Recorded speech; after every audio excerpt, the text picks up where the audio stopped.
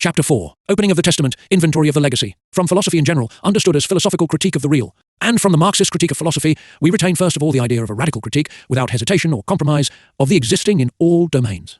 From this perspective, excesses of criticism, hypercritical points, seem less dangerous than failings. We shall then be compelled, not to prove this attitude by philosophical arguments, but to render it effective by theoretical acts. By a critique of this or that aspect of the existent, a critique whose effectiveness can consist only in that it opens and indicates the possibility of a practical transformation of this existent, up until now unshaken, or passing as unshakable. A number of concepts stand out from the totality of the philosophical tradition. Let us list these without claiming to be exhaustive. Consciousness, knowledge, reason, freedom, world, man, form, content, beauty, truth, nature, logic, dialectic, alienation, creation, and so on. What does the shattering of classical philosophy mean, as regards these concepts and their use? Does it signify that the concepts have lost points of imputation or application? In no way.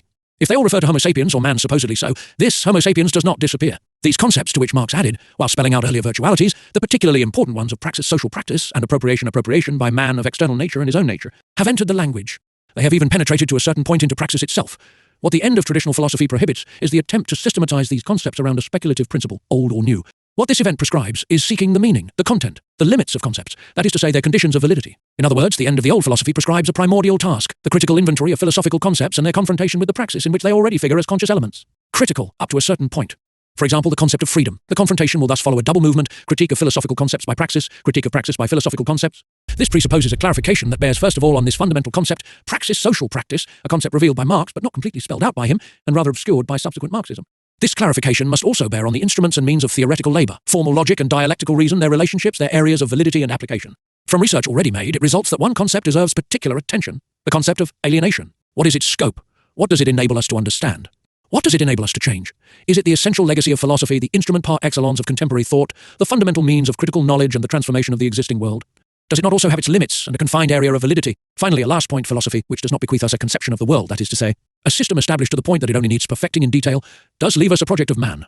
This project, or if you want to express it in more picturesque terms, this model, this sketch of human possibility, Marx began to extract from an enormous collapsing block, Hegelianism. As far as capitalist society and the praxis of the bourgeoisie are concerned, economics and production in the narrow material sense of political economy play a privileged role. Economics and the critique of political economy thus move to the front of the stage in capital, displacing the other aspects of praxis, relegating to second rank the wider notion poetic, or rather poietic, of the production of man by himself, by his multiple works, in the course of his history. But the project adopted by Marx, and its realization by way of an economic transformation, only acquires its meaning by being related, first of all, to philosophy as a whole, to the notions of freedom, reason, accomplishment, and so forth, and then to the earlier project of a poet-philosopher, Fourier. In the theoretical ensemble known as Marxism, one Fourierist idea, that of overcoming the division of labour, is at least as important right away as the discovery in capitalist praxis of surplus value, the economic exploitation of the proletariat by means of money, which at the same time makes this possible and conceals it. Looking more closely, it is more important because it is initial and generative. This theoretical procedure is to be found in Marx's 1844 manuscripts. In order to understand alienation, Marx reconstitutes the path of disalienation. Fourier, he writes, conceived labour leveled down, fragmented, and therefore unfree as the source of private property's perniciousness, which is to be annulled as such, Proudhon. Fourier imagined the subsequent superseding of the division of labour, that is to say, his project was expressed in images, utopian dreams. As Marx notes in the text just quoted, Fourier imagined this superseding in terms of agricultural labour, conceived as labour par excellence. He dreamed the life of his phalanstery in terms of a return to man's natural origins. The superseding of the division of labour is thus presented as a poetic, or rather poetic, project, founded on a posited and presupposed place between the original and the virtual, on the future reconciliation between man, nature, and natural operation on nature. The image of the past is projected onto the future. The memory of what man was before the division of labour is changed into a project of superseding. What remains to be shown, conceived, and brought to conceptual level is the possibility of this superseding in industrial labour. That is what Marx did. As economist and historian, Marx developed the full scope of the theory of the division of labour. Through this division, in fact, labour comes into conflict with itself. It becomes both simple and complex, individual and social, fragmentary and general global, quantitative and qualitative. By being divided, it becomes technical and social, not without conflict between the demands of its technical division and its 1. Economic and Philosophical Manuscripts of 1844, MECW, Vol. 3, p. Emphasis in original. Social division, between labour in the general sense, the particularities of social labour, and its singular, individual characteristics. These contradictions stimulate social development, with its difficulties and misfortunes. Marx shows the successive separations of labour between the sexes, between town and country, between manual and intellectual labour, between the technical demands of the instruments and the social demands of organised production, between groups and classes. Philosophy itself is a product of the division of labour, like ideology in general, given that the representation of the world falls to specialised groups. Hence philosophical alienation, a particular and significant case of general alienation. As for the superseding of the division of labour in industrial production, this presupposes first of all that machines take over technologically divided labour, and secondly, a culture, or rather a style of life, that overcomes the social division of labour. This presupposes in turn the suppression of classes in society, leaving only those inequalities arising from irreducible differences between individuals and groups. The idea of superseding the division of labour thus appears as a theoretical hypothesis that empirical observations have to support, and as a practical programme that analyses concerning praxis have subsequently to verify. and of course lead towards realization. Marx took up the essential core of the philosophical project of man, showing its limits and also its defeat in the existing world. He criticized on the one hand the philosophical idea or ideal from the standpoint of the existing real capitalist praxis, and on the other hand the existing real from the standpoint of the philosophical idea. Hence, the project of a double superseding that of existing praxis so as to realize the philosophical project of the total human being and that of the philosophical project, so as to retrieve this project from philosophical abstraction and realize it in a revolutionary praxis. Classical philosophy came to an end as philosophy. It transmitted to us outside of its perishable shells a kernel both rational and real, that is to say, realizable under certain conditions the figure of man. We have to reconsider these indications that have been left aside for a whole century, that is to say, take up from its origin the incomplete spelling out of the philosophical project. Between the fundamental project and the radical critique, there is a reciprocity of perspective. Criticism opens an outlet. The project shows itself in this opening. We must declare right away that the point here is not to question this kernel of Marxist thought by subjecting it to the demands of an unlimited research and an undefined problematic, uncertain in both its presuppositions and its conclusions without foundation or end. Far from problematizing this kernel, we are going to strengthen it, as it is also a question of superseding the philosophical dilemma, either undefined research or dogmatism. Between all the changes that have affected social practice over the last century, some concern our proposal more directly. We retain those in which we can see a kind of warning, the urgency, in praxis, of having to transform this praxis, or at least decide to do so. This urgency and these decisions consolidate, rather than undo, the theoretical kernel and fundamental project received from Marx. Among the changes that matter to us here, let us emphasize first of all the nuclear danger. Despite technological precautions and political compromises, this persists and will persist for a long time, and with it the threat of death that hovers over all humanity. The differences between war and peace collapse, the boundaries between them are wiped away, a strange test, supreme alienation, and perhaps a premise for total disalienation. Is this not the monumental and barbaric gate, the dangerous threshold, beyond which something other will be born? Through the danger on a planetary scale, philosophical representations of being and nothingness, of life and death, are reduced in fact to their state of abstraction. Life and death are fogged and mingled. They are lived otherwise than in representation. Their conflict in life calls for superseding. Threatened at every moment, we are in a state of survival. We survive. We then perceive that the whole of humanity has always been in a state of survival. In groups or isolated, men struggle to survive by seizing from matter or from other men the means to avoid perishing. Life has not yet begun. Will history, according to the Marxist project, undergo a qualitative mutation and become time dominated by thought, whereas up to now technology has only dominated space? Will we, with Marx, recognize what we call history, which includes the deep historicity of man, as the prehistory of man and the mixture with nature, human struggles still an extension of the struggles of species? Whatever happens, a mutation will take place under the sign of mortal threat. This threat is accompanied by contradictory phenomena. A general apparent passivity, an aspiration real, that is to say, entering into the real for something else, a rejection of the fait accompli and of possible catastrophe. These phenomena only have their meaning in and through the risk that threatening the whole planet contributes to constituting worldness mundialite in praxis. With life and ruin mingling in a conflict that is hidden but acute, a new life needs to arise from this. The threat, and more than the threat, the constant actuality of planetary destruction precedes entry into planetary life. We cannot conceive of humanity emerging from the era of nuclear danger without a radical mutation of ideas and representations of ethics and aesthetics. The questioning of man and the planet cannot but transform man and his relationship with the earth that he occupies. The aleatory intervenes and can be recognized in all domains. Each moment is seen as a gain, a chance. It has been won, it has a kind of gratuitousness, it is accepted as a reward or gratification. Will this dangerous game, this mortal game that man plays with the world and with himself, not create new participations of man in humanity and in the world? Does it not create, in the threat that lies over humanity, a new image of the earth, of life, of the universe? At the same gate, in the same opening, the possibilities of life and those of death press together. The dialectical unity of life and death, of being and nothingness, no longer presents itself as a speculative vision. The nuclear danger appears as the reverse image of the abundance made possible by technology, as also of the cybernetic automatism that seeks to superorganize society. It puts these in question. It tends to create in the negative the world unity that cannot but become positive, too. By this gigantic procedure, we are already well beyond philosophers and philosophies. One modification is our main concern, the recent consolidation, the crystallization, a word that falsely evokes transparency of the two Karl Jaspers perceived some of these questions, as did Heidegger. Everydayness characteristic of modern societies. As for the appropriate label for these societies that we observe around us and that we hear talk of when they are more distant, we can postpone this for the time being. Industrial society or technological society, society of abundance or of leisure, society of labor or of non-labor, state capitalism, socialism, civilization of the image, era of the gadget, the jukebox, of nylon, plastic, the atom bomb, idols and celebrities. We shall see along the way what justifies or refutes these labels. At all events, this everydayness is being consolidated. Certainly there was a life in the past, a repetition of habitual gestures, eating, drinking, sleeping, working. For the majority of people, it was a hard job to gain this life that was hardly more than survival. But this life of each day was enveloped by great cycles and systems, the months, the seasons, the years, life and death. Religion, the sense of the sacred, later morality, penetrated it and metamorphosed it. What contemporary sociology and ethnography call cultures, applying to other societies a term that has acquired a precise meaning in our modernity, a procedure that does not avoid misunderstandings and anachronisms transfigured life, their concrete systems extended into the everyday. More exactly, they were not systems, cultures in the present-day sense in which culture becomes information and is dispersed in its dissemination. They were styles of life, of works, of civilizations. To understand this better, let us take a step back, though not too far. A century or a century and a half ago, every made man had reached masculine maturity. He put away the dreams of adolescence as renunciation and resignation. He sought to realize himself in an everyday life, tackled with experience and enriched by this experience. With adult age, he attained a certain plenitude, a beloved wife, a trade, children to educate. The home was the symbol of this plenitude. This was the end point and the meaning of a period of childishness and adolescence, apprenticeship for life. After this apprenticeship, maturity began. We recognize here the theme of the Bildungsroman, and especially Goethe's Wilhelm Meister. Today, everyday life no longer realizes. It relegates to the rank of mythic images apprenticeship. Life is learned quickly. It is enough to let oneself go, passively, adult age, fatherhood, entry into life. Georg Lukács, eminent thinker that he was, conceived his theory of the novel without taking history into account. Goethe's novel, according to him, had as its theme the reconciliation of the problematic individual, guided by his lived experience of the ideal, with concrete social reality, whereas a sentimental education contains only the romanticism of disillusionment. But something took place in the interval between these two authors, Goethe and Flaubert. What then, if not the beginnings of the establishment of the everyday? Today, everydayness involves the split of real life into separate, functional, organized sectors, structured as such: work in a firm or office, private life in the family, the place of habitation, leisure. The separation of these three domains can be read on the ground in human agglomerations as they have become, and as they are constructed. In the town and the city, these aspects of human life were formerly united, not without certain serious inconveniences. Today, in their separation, they are linked by common characteristics, constituting in this way the unity of the everyday. What are these characters that the separate sectors share by way of an implacably analytic praxis? At work, passivity, the inevitable acceptance of decisions taken elsewhere and handed down from above. In private life, the various conditionings, the manufacturing of the consumer by the manufacturer of objects. In leisure, the world made into image and spectacle. In brief, everywhere passivity, non-participation. Thus everydayness is increasingly reduced to the repetitive, which is no longer that of the great cosmic rhythms and cycles, but that of linear time, mechanical gestures, and movements commanded by signals. In leisure time, by the intermediary of images, individuals and groups imitate at a distance like abstract object celebrity models. On its own level, or more exactly as a level, everyday life establishes and consolidates itself.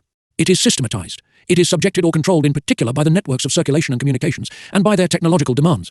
For certain people, and it is no bad thing to emphasize this point, everydayness is simply the residue that persists when everything that is determined activity, functional, institutional, is removed.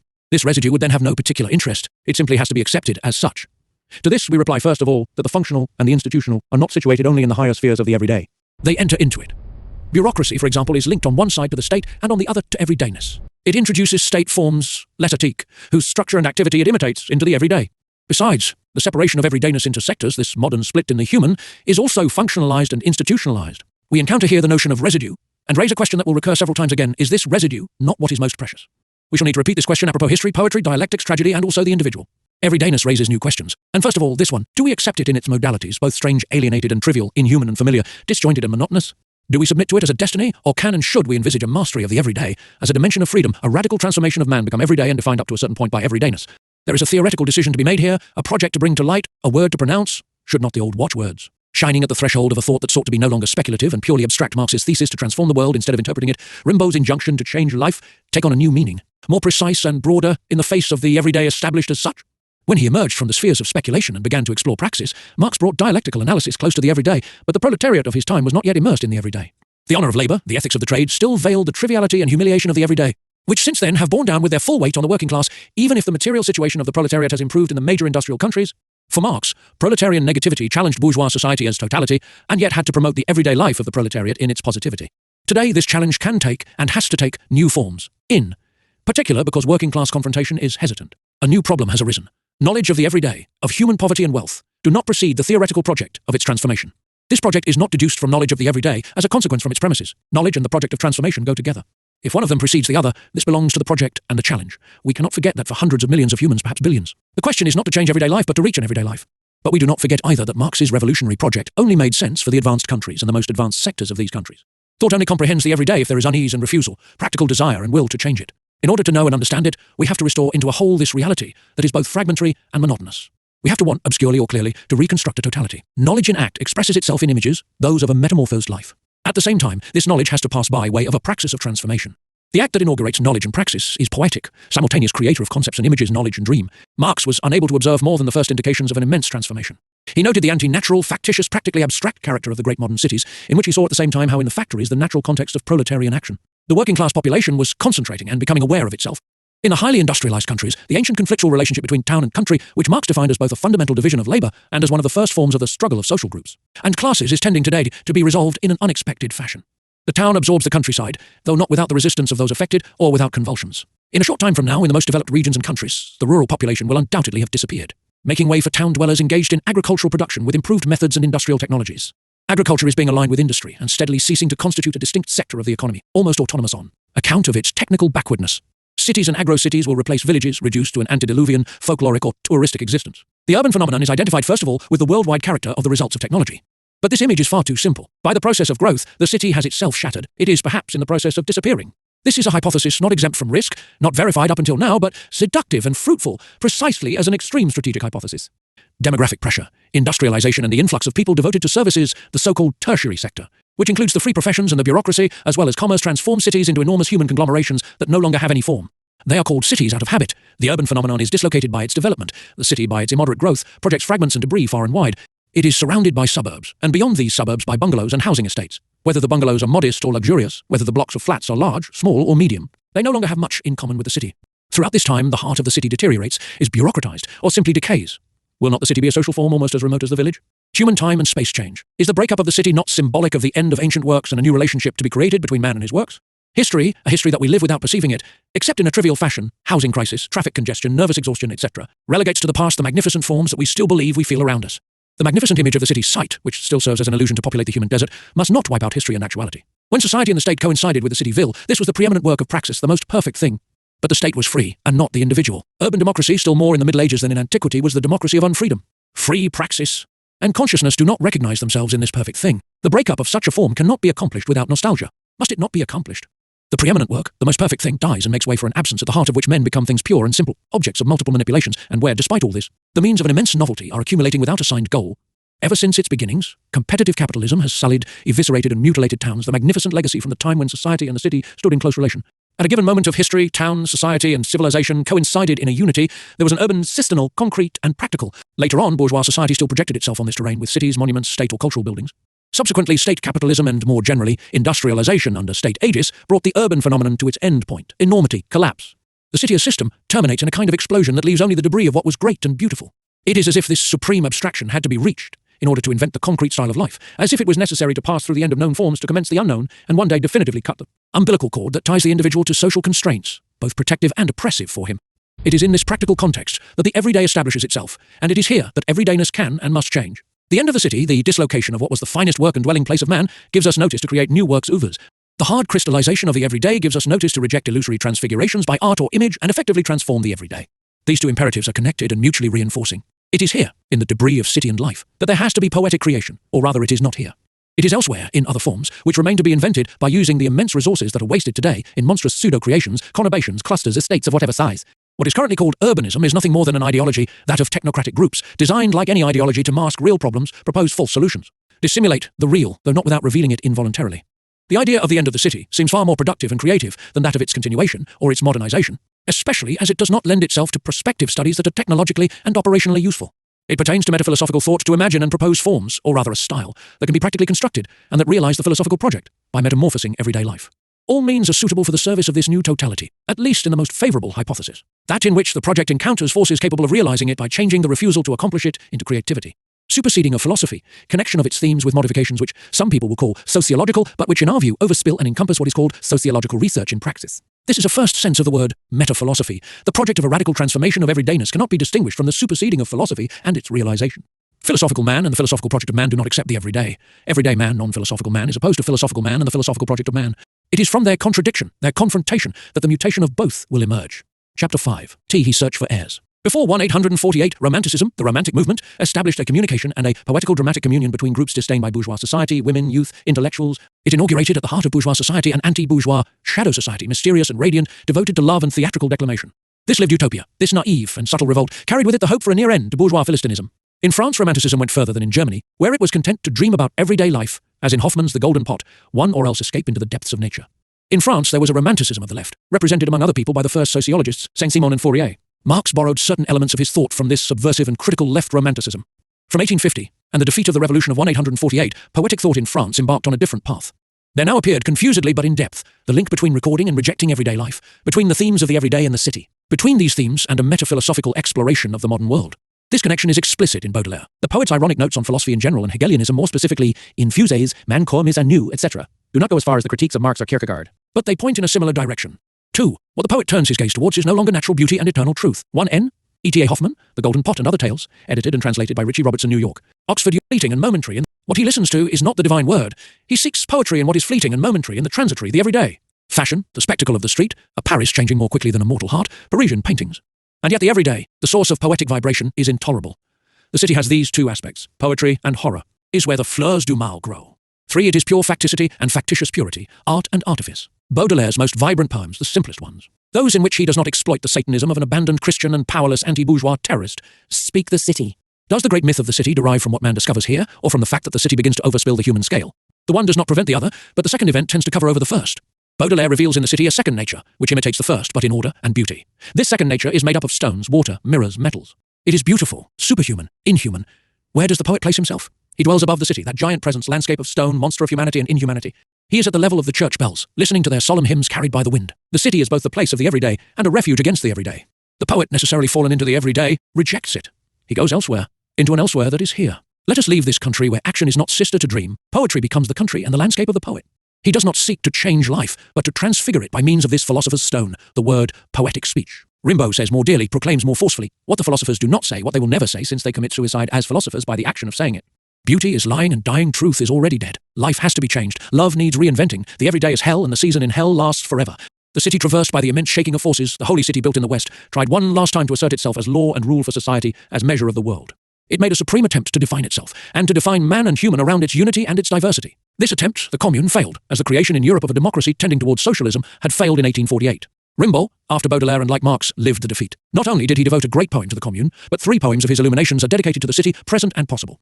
Rimbaud went on to find his own way, or rather his own byway. Poetry in him fled and then denied itself, refusing to degenerate into literature, for in literary success what sought to become the creator of a style of life becomes par excellence literature and trappings. Rimbaud is rebellion in the pure state, the rebellion of a child against the world that crushes him. And what is it that crushes childhood and the innocence of the child? Above all, everyday life, le poète acceptance.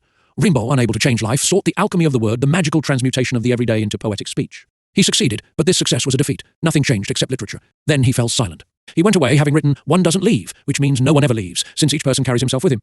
The poet leaves only for silence and death. In the early 20th century, a strange mutation took place. The simultaneity of these changes in life and thought, and more deeply in the perception of time and space, has not been sufficiently noted. Competitive capitalism was already over, without those involved being aware of it. The old logic had been shaken, lashed and entranced by dialectical thought for a century and a half. Around 1910, referentials and frames of reference dissolved.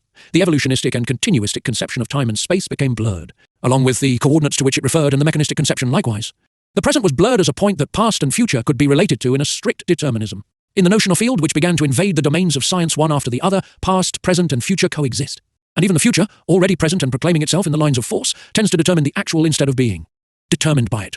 In painting, the horizon line completely disappeared, along with classical perspective and the three-dimensional space of this codified and systematized perspective. A system of sensations and perceptions, the visual system collapsed. So too did another system that built on tonality in music and song. Tonality disappeared as a reference in new music. Atonal, dodecaphonic, then serial.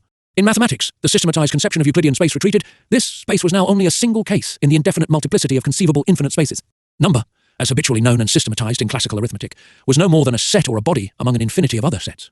In physics, Newtonian space is systematized by classical mechanics and represented as an absolute gave way to relativity. The notion of a continuous and completely determined trajectory, this fixed and absolute foundation of mechanics, became cloudy at levels that were not those of the customary scales. On close examination, we see that the classical concept of reason and the irrational was obscured and maintained now only by decree in the institutional sphere. Looking still more closely, we perceive that the notion of a work of art begins to crumble. Was it not Mallarmé who offered his poems as fragments fallen from an obscure disaster of one immense poem? A great book that would never be written and could not be written. Language itself, at the moment when it would appear as system and structure, and thus move to first place before reflexive thought, was attacked by the image, a new reality, ambiguous and imaginary, with powers that were poorly defined and perhaps undefined. In all domains, fixed and definitive foundations have disappeared, including formal logic as a referential. We could even say that within praxis and everydayness, the old systems codified and regulated food, clothing, housing and furnishing.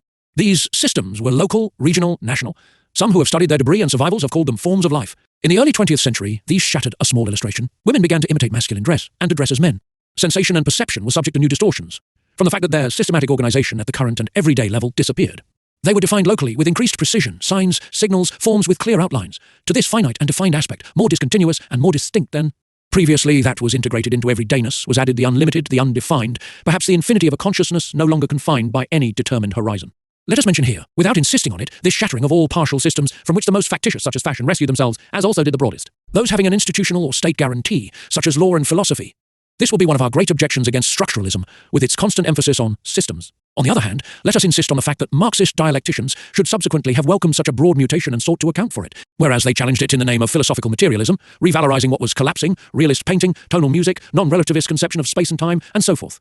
Why this mutation? We can ascribe it to several reasons and causes: the end of competitive capitalism, this particularly influential and important system crisis of capitalism, imperialism, revolutionary movement, or again, new technologies, electricity, aviation. These are only partial causes and reasons. There was something more as well. There was the breakup of all frames taken as reference in practice, from the city through to the nation. From the palpable that had been familiar for centuries, through to intellectual, philosophical schemas of the cosmos and the world. The city, in particular, began to proliferate beyond its determined limits, to lose its heart, to expand into the suburbs, to empty itself of its palpable substance in favour of excrescences that laid siege to it. Its image cast a final flash of light with poets such as Guillaume Apollinaire, Blaise Cendrars, Louis Aragon de Paysan de Paris. It kept the prestige of culture driven to its last refinements of facticity and abstraction, but it lost its sense of a second naturalness. It was faced on one side by lost nature, and on the other by what is beyond anything given and accomplished, dream, idea, spirit. In this connection, we may formulate an extension of the law of uneven development, a law indicated by Marx and made explicit at the economic and socio-political levels by Lenin. There is unevenness in the relationship of social man to his works, uneven acceptance, uneven consensus or uneven rejection. Men unevenly recognize themselves in the works oeuvres that are offered to them for their self-recognition and acceptance. The realization of the human being in works, including the city, appropriated nature, art, knowledge, is uneven according to eras, classes and groups, sectors. The same holds for alienation. We may therefore speak of a law of uneven realization and uneven alienation. We may also speak of the uneven development of systems. In the age we are talking about here, the early 20th century, the agricultural or village community, which had previously been powerfully systematized, had long lain in ruins. Certain systems grew more remote but broader, religion, philosophy. Certain broke up, competitive capitalism, the traditional family, the systems of perspective and tonality, systems of clothing by sex and age, or of diet on a local and regional basis, and so forth. Others were strengthened, the state in particular. Others again were constituted, or began to be constituted in everydayness. For example, the system of prestige and consumption established around such goods as the motor car, or the technical and bureaucratic system with superimposed controls. God being dead, everything was permitted. The First World War brought proof of this. What Nietzsche had sumptuously pronounced, Tristan Tzara said in two little words, Dadi. Dadaism proclaimed the end of many systems. It believed it was accompanying the end of all systems, now that the God system, the mainstay and support of the others, had disappeared. It believed it heralded the end of written discourse as a fixed system of reference. In this explosion, what solid remained? What frame of reference? Only one, the everyday life organized by the bourgeoisie, which recommenced and consolidated itself after the war. An insufferable and intolerable frame of reference. How not to reject it, but where to head for? Towards revolution, which the bourgeoisie, based on its solid everydayness as well as on its state and its army, succeeded in halting in those countries that were, according to Marx, best prepared for it. There was this in surrealism, rejection, revolutionary hope, disappearance of fixed frames of reference. Confusedly, without theoretical elucidation. After the First World War, surrealism sought to realize the romantic ambition and resume the failed project. The creation of a style of life, the reinvention of love. It also sought to constitute, within the bourgeois society that was re-establishing itself, a second society, that of revolutionary poetry, hoping that this would make the first society explode. At the same time, while the surrealists wagered and staked their lives on poetry, others, equally naive, equally authentic philosophers, bet on philosophy. What did surrealism invent? A new language, power images, an ideology or a praxis embodying the theory of poetry? No. A gaze regard on the modern world, on the city, on Paris, on woman and women. An imaging or imaged gaze, if you like. A gaze, nothing more, and nostalgic rather than new. The surrealists drove individual rebellion against the bourgeois every day to the point of absurdity. What they counted on was not so much poetry as the action of a revolutionary micro-society, neither secret sect nor mass party, an acting group, laboratory, anticipation, hope, centre of radiation and influence. Their revolutionary micro-society had only a minuscule effectiveness, and the bourgeoisie knew how to absorb the scandals, alarming and amusing itself. The demand and thirst for a poetic totality remained unsatisfied. An original element in this poetic thought became a ritual. It was less a matter of changing real life than of crossing the gates of ivory and horn nerval that divided the waking state from dream, our bit of reality from a higher reality, the surreal. The philosophical and literary temptation was there from the start. Departure for the elsewhere of dream, abstract escape into the world of automatic discourse, escape into the world, this cosmic and cosmological aspect taken from German Romanticism, novalis, more than Holderlin. Poetic speech and the judgment delivered on the everyday soon lost their authenticity. The creation of style succeeded to a certain point in literature. It failed in life, that is, in praxis. Poorly armed, attaching itself to philosophy's Hegelianism or psychoanalysis as conceptions of the world, sometimes evoking the end of philosophy without meditating on it. Surrealism proved unable to tolerate the harsh political reality of the post-revolutionary period in Russia and Europe, Stalinism, fascism. The confrontation between the poetic revolution, the real revolution, and its defeats, and the fascist pseudo-revolution, ended in the ruin of surrealism. It left a project in a larval state, unrecognized, little developed, mixed with impurities, but restorable on the basis of a reinvention of poetic thought. This project could only be resumed in terms very different from the surrealist theses about the surreal, the primacy of dreams, the aleatory and verbal invention, automatic writing, a technique that might be worth recommending to a literary technocracy today. And besides, did not Antonio Machado invent a machine that claimed to be surreal?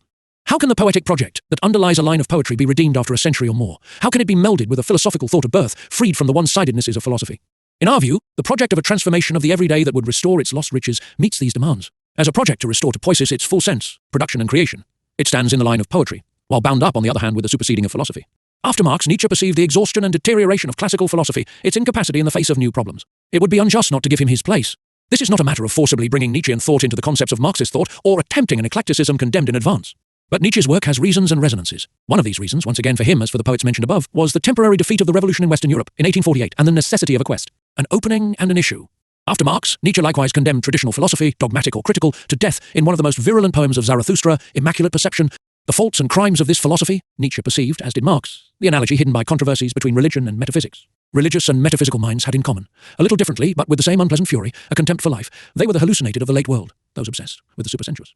Philosophers, too, were slanderers. What Philistinism in their resentment against the senses, their taste for pure ideas, It is a miserable story. Man seeks a principle through which he can despise men. He invents a world so as to be able to slander and bespatter this world. In reality, he reaches every time for nothingness, and construes nothingness as God, as truth, and in any case, judge and condemner of this state of being. In the whole of philosophy, radical criticism recognizes a way of taking revenge on reality, ruining the conditions of man. It detects the symptoms of a discontent and resentment that finds satisfaction in torture and destruction. The history of philosophy is a secret raging against the preconditions of life, against the value feelings of life, against partisanship in favor of life. Philosophers have never hesitated to affirm a world provided it contradicted this world. It has been hitherto the grand school of slander. 7. Today it is child's play to construct systems. What is needed, on the contrary, is to make decisions with a long range. There has been something morbid about the philosopher type. It is this type of man and thought that first has to be changed. Philosophy has only constructed the figure of Homo philosophicus, theoretical man. Would this be Homo sapiens? Perhaps, but is it certain? Theoretical man sees himself as thinking and wise and is perhaps crazy, a buffoon, the fool of theoretical purity, as a certain philosopher called himself God's fool. Nietzsche attacks with greatest violence the hero, the saint, the martyr of philosophy, Socrates. He played a leading role. He founded a human type, the man who finds more satisfaction in seeking a hypothetical truth than in life and living truth.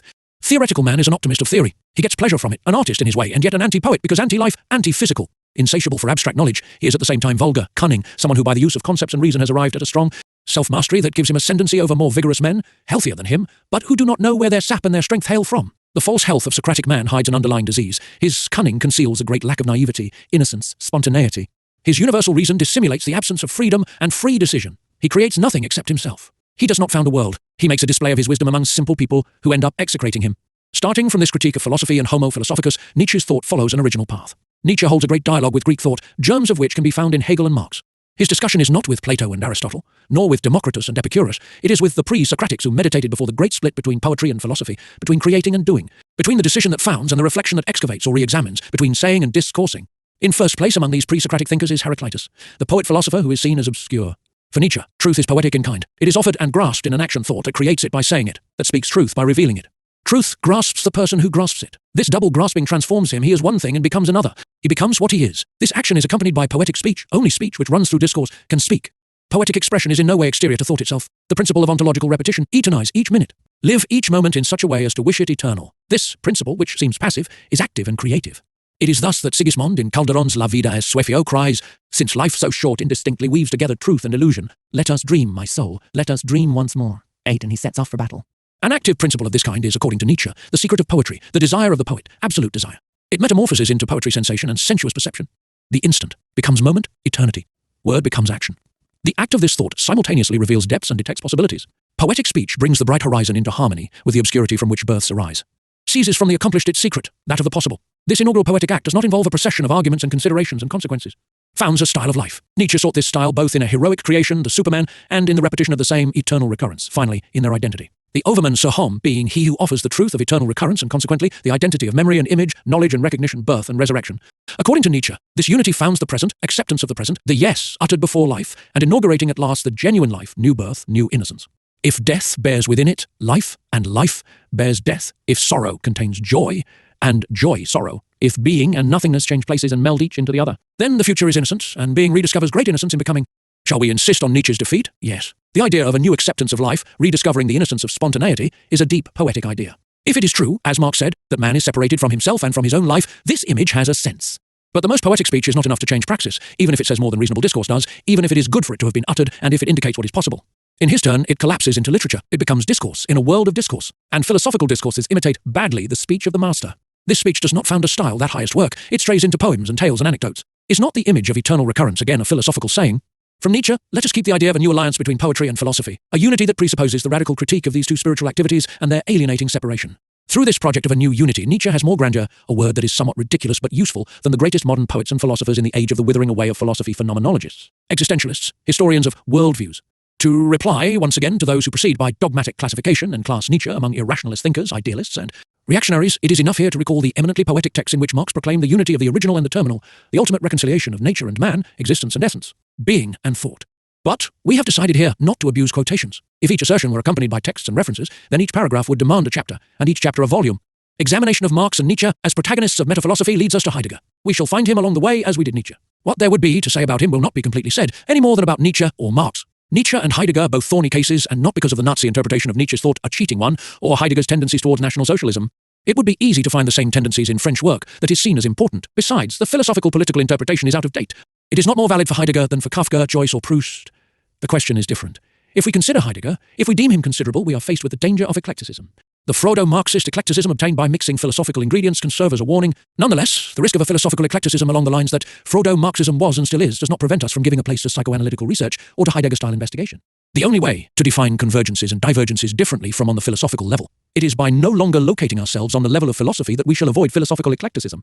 Let us dear away at the start of this discussion a misunderstanding that has major implications, as it puts philosophical terminology in question. When Heidegger praises the thing, this thing is not the object of any kind. The thing is slender and minimal, even in number, in relation to the swarm of indifferent objects. The thing is the jug, the ring, the mirror, the vase, works of handicraft rather than works of art, but still works. And in no way products of industry or technical. 9 C.F. Marx, Critique of the Hegelian Dialectic and Philosophy as a Whole, MECW, Vol. 3 pp. 345-6. Martin Heidegger, The Thing, in Poetry, Language, Thought.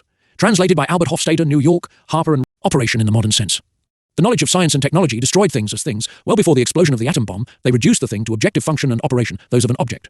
There are scarcely things anymore, and their thingness remains in the background, forgotten. To make the thing appear again, accordingly, means rediscovering materiality, in the sense in which painters and sculptors speak of the matter that they work, colour and clay, marble and its grain. It also means rediscovering the meaning of the thing, humble and sacred, the jug that pours water and wine, that is used for libations and offerings, that gathers around it, around table or altar, the living and the dead. Or again the wedding ring, this band of gold that unites and imprisons, we may add with an irony that is foreign to Heidegger. Heidegger thus pursues the restitution of the sensuous, or rather of the practico-sensuous, begun by Marx in the 1844 manuscripts, and taken up by Nietzsche. He pursues it in his own fashion, simultaneously conceptual and aesthetic. The thing, as work of creative activity, founds around it an activity, a praxis, and even a certain universality of praxis. The words thing and ding mean a matter.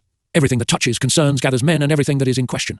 The same holds for the word res publica, the matter, the lawsuit, the case. The thing, as created work, creates a little world around it. Hegel left a great deal of ambiguity in his dialectic around the concept of the thing. In the thing, man realizes himself, he also loses himself. He loses himself to the extent that he believes that things have a substantiality different from consciousness, to the extent that he satisfies himself in a certain thing. He realizes himself to the extent that, through all the imperfect and incomplete things, philosophies, the cities, science, he tends towards the perfect and absolute things. The rational world, the reconciliation of subject and object, the Hegelian state. On the one hand, Marx retained the first meaning of the thing. It is reification, Verdinglichung, loss of self in the abstract object, money, the commodity.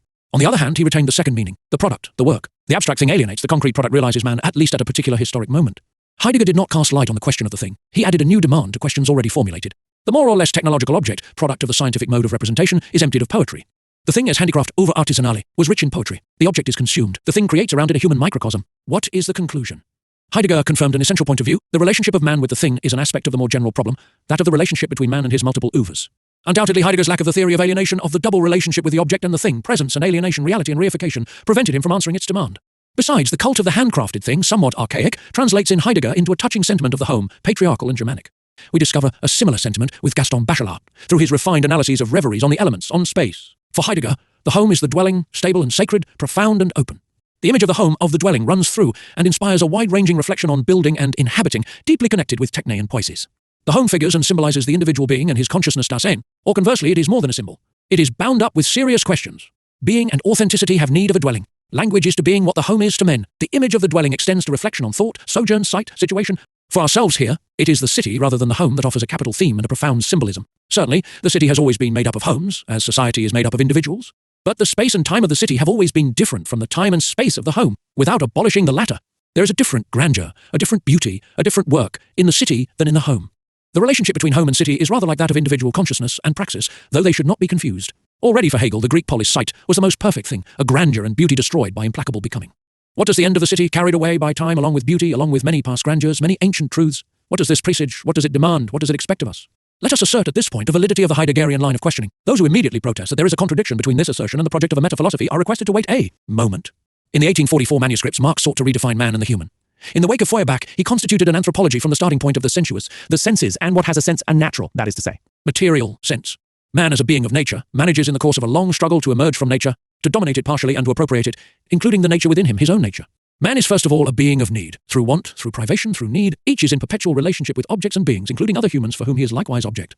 Through labour, man, generic anthropological, comes to replace the natural objects that satisfy his needs with produced objects. He thus produces new needs, and these needs change into capacities of production and satisfaction.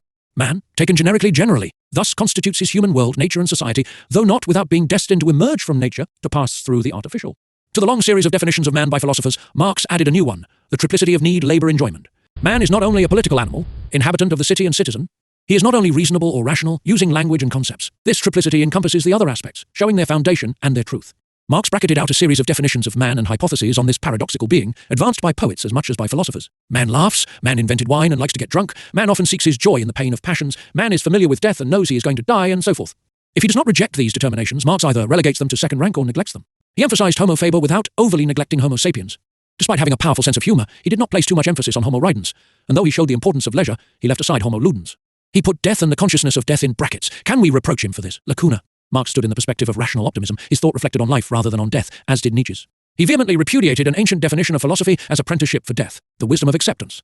For Marx, the beings of nature struggle and die, but nature is justified, since man is born and with him the human being by way of history. Marxist rationality thus links up with Nietzschean thought in the justification of becoming. But here is the important thing. The sensations and passions of man are not merely anthropological phenomena in the narrower sense, but truly ontological affirmations, moreover. Only by developed industry, that is through the medium of private property, does the ontological essence of human passion come into being. In its totality as well as in its humanity, the science of man is therefore itself a product of man's own practical activity. Marx rejects in advance an anthropology that would be concerned merely with defining man and the human by this or that, knowledge, culture, reason, society, etc. If anthropological research is necessary, it is insufficient. It refers to an ontology, exploration of being or nature, and this is because man, in his praxis, is not isolated from nature, but multiplies his links with it. Contradictory links, conflict, struggle, domination, facticity, externality, return to uprooting and rooting. Besides, knowledge of man does not set itself up above man, but is born from him, in praxis. It cannot therefore manage to hold man within a definition. It is he, the human, that defines himself, highly and perhaps infinitely complex. Marx did not develop the notion of nature so as to confront it with that of physis. He drew it from French materialism, and not without criticizing the tendency of this philosophy to mechanistic systematization. He drew it also from German Romanticism, and not without rejecting its irrationalism. Philosophies each criticized one another with a movement from one to the next. Materialism became an abstract spiritualism of matter, and idealism was loaded with mechanism, with Descartes and his school. As with Kant and the physics bound up with his system, the notion of nature received from the philosophies contained a critique of philosophy, since this omitted the real genesis of man in nature and, from it, either explaining this by transcendence or conceiving man as being simply immanent in nature. Marx was content to reject metaphysis and view physis as the matrix of man, a rough and generous mother, a severe educator from whom man distanced himself the better to recognize her by dominating her and one day reconciling himself with her. If there is a transformation of nature into man, and at the same time becoming of nature through man, as the latter creates himself by labour, how and why is this possible? Marx does not go further. He rejects the philosophical representation of nature. Taken in abstraction, isolated and fixed separately from man, nature becomes an object of contemplation, the being other of thought for abstract thought. Nature as nature, that is to say, insofar as it is sensuously distinguished from that secret sense hidden within it. Nature isolated, distinguished from these abstractions is nothing, and nothing proving itself to be nothing is devoid of sense. It is certain that would not have accepted any of the positions taken by later philosophy. He could not have considered nature as a region of being, distinct from consciousness and without a profound ontological link with it. He would not have accepted that nature was the mere residue of the intellectual analysis operated on the sensuous and becoming, or forms constructed by the understanding. No more would he see in it a ready-made will, a wanting to live, a will to power, an impulse, an original life force or desire. On the other hand, in his thought, the Hegelian ideal, put back on its feet, identified more or less summarily with material nature, continues to symbolize the inexhaustibility of being. Marx seems to have thought that nature presents and explains itself in the course of the social action praxis that emerges from it and transforms it. And yet we may wonder whether reflection on the perspectives of this action, on the reconciliation between man and nature, on the appropriation by man of his own nature, does not demand a new procedure. Nothing prevents us, starting from Marx, from viewing anthropology as insufficient, even if we accept its necessity in making explicit the concepts of nature and being, on condition that some precautions are taken, and that nature or being is never fixed outside of man and praxis. Since it, praxis, founds through man and for man his double knowledge of what there is outside and before him and of himself. The question can therefore not be raised in philosophical terms, even though it continues the line of philosophy and extends the perspective of the philosophers. Ever since Descartes, philosophy has swung between a metaphysics of the object, the in itself, substance, and a metaphysics of the subject, consciousness, the for itself. The philosophy of substance evolved towards materialism, considered as philosophy. The metaphysics of the subject evolved towards a theory of pure consciousness, of the absolute for itself, from Fichte to Husserl. Both these directions separated nature and being from the acting subject, from praxis. We can see in what way and to what extent philosophy in its decay has maintained this misunderstanding. Official Marxist materialism starts from matter and believes it has reduced the abyss between object and subject by reducing consciousness to the status of a reflection.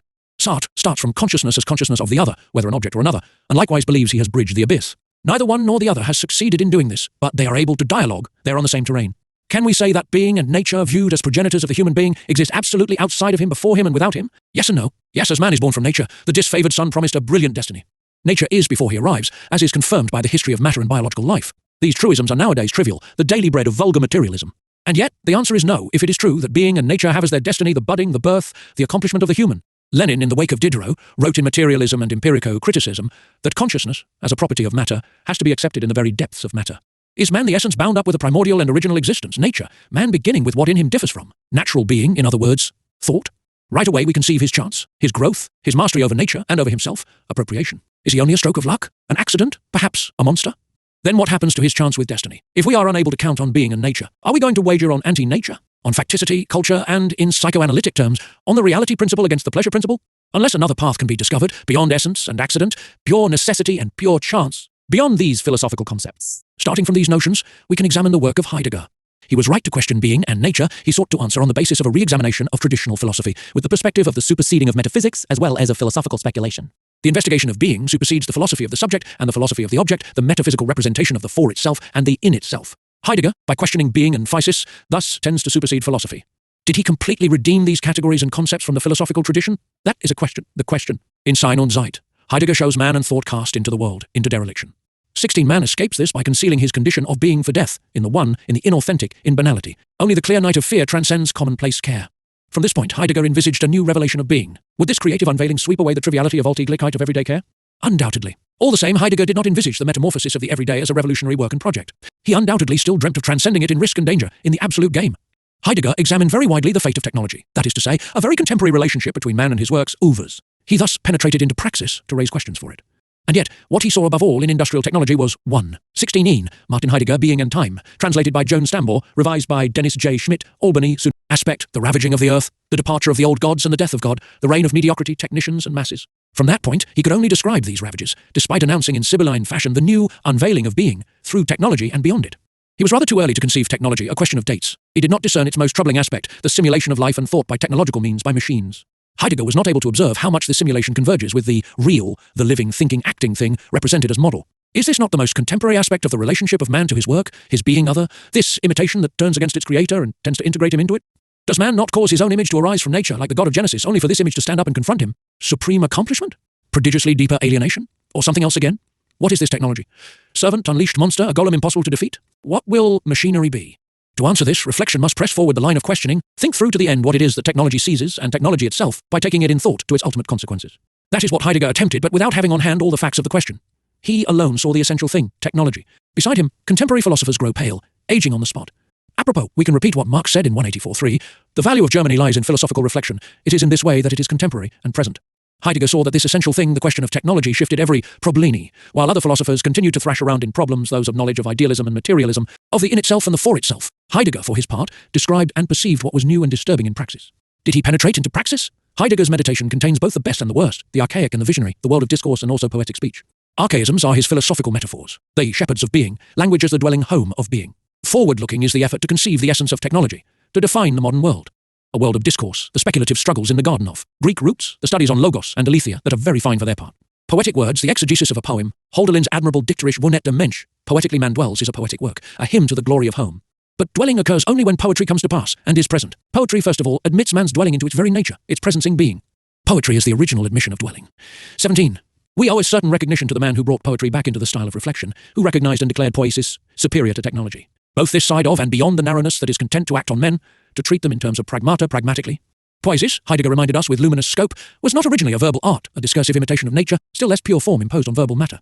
In his initial and profound understanding, poiesis was grasped as production, as foundational and creative act. It was not only opposed to physis, not only handcraft manufacture, not only artistic and poetical bringing into appearance and concrete imagery, is a bringing forth poiesis. Physis also, the arising of something from out of itself, is a bringing forth poiesis. Physis is indeed poiesis in the highest sense. 19. Techne, likewise, in these dazzling beginnings of life and thought, does not simply refer to action, but also to art in the highest sense. Techne belongs to bringing forth, to poiesis. It is something poetic, so. Originally and deeply, poetry is truth and truth poetry, practical truth of action and production. Only later is there a separation of. Martin Heidegger, Poetically Man Dwells. In Poetry, Language, Thought. New York, Harper & Row, 1971, p. 227. Gaston Bachelard also reintegrated poetry into philosophical poiesis, physis and techne, indiscernible in a total act of making, effective operation on matter, discourse and verbal act, in short, the different aspects of a differentiated and contradictory praxis. But truth and poiesis have not lost, for all that, their connection and secret harmony. It is up to us to rediscover and renew it. Let us get to the essential by trying to condense, prepared to revise this judgment in order to support and justify it. According to Heidegger, an inexhaustible being appears in appearance, unfolds in becoming, is manifested even in the difference between being and thought. This inexhaustible being, infinite and uncompleted, accomplishes itself in the finite and in the end of all that is finite. This being sets out on a path towards an unknown terminus, opening dangerous paths for the beings that it launches in its adventure. Man, with his consciousness and his thought, is opening. He's the very opening of being on its unfolding that arises from physis nature. There is no grasping that does not supersede itself towards the possible. That is not open, that is not project. The adventure of the human being on the possible does not proceed without risk, without death and the acceptance of death, without the virtual annihilation of all existing and everything accomplished. Being does not represent itself outside of the present, outside of presence. I do not grasp it in me, distinct from me. It is in me this opening of my consciousness, perpetual starting point towards the other, towards the possible, towards the horizon.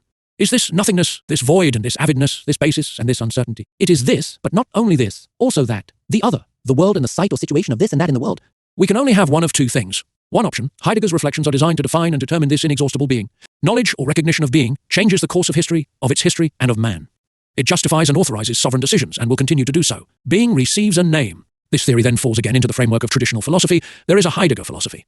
His fundamental ontology is hard to distinguish from metaphysics and ontics. The definition of being limits it, reduces it to a being eton, a new figure of the gods or dead god.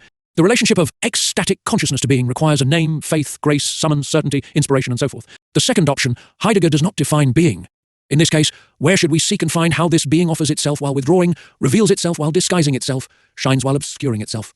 Why do we not recognize this movement, at least partially, in the practical alienation and disalienation of man, not excluding the economic, social, and political forms of this alienation and disalienation? There is in Heidegger, as in Hegel, the image of an original being from which emanate, while dispersing a multiplicity of beings, beings, etons.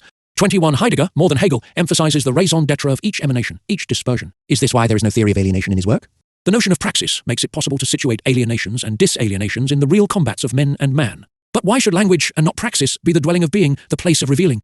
And why language alone? Why not music or architecture, or any presence that is not alienated or alienating, reifying or reified? His investigations bear neither on the accomplished real nor on the ideal or what should be. They bear on the possible insofar as the possible appears, is discerned, is chosen as such, insofar as there is possibility and impossibility. They thus bear on the complexity and conflicts of a praxis open on the possible and the basis or foundation of the opening up of individual consciousnesses. The shepherds of being. This metaphor comes from remotest times. Critias, in Plato's dialogue, says that men are the cattle of the gods, whom the latter guard and protect, with the implication that they also sacrifice and devour them. In Christian imagery, the pastor leads the flock, he is God, he is the priest, and the faithful are sheep, the little animals of the flock, Nietzsche comments. In Heidegger, this image is reversed. We who, philosophers, poets, meditators, men in general, are no longer the cattle of being. It is being that commits itself to our guard, it trusts us and entrusts us with adventurous missions, chiaroscuro messages. We permit it to roam the paths of wandering, to cross deserts and forests, to gather in clearings and pastures, to refresh itself at springs, to find temporary dwellings. To end up where? We lead. 21n, Heidegger distinguishes between sign, being, and seienders, beings the latter being specific entities, and the former the more general question.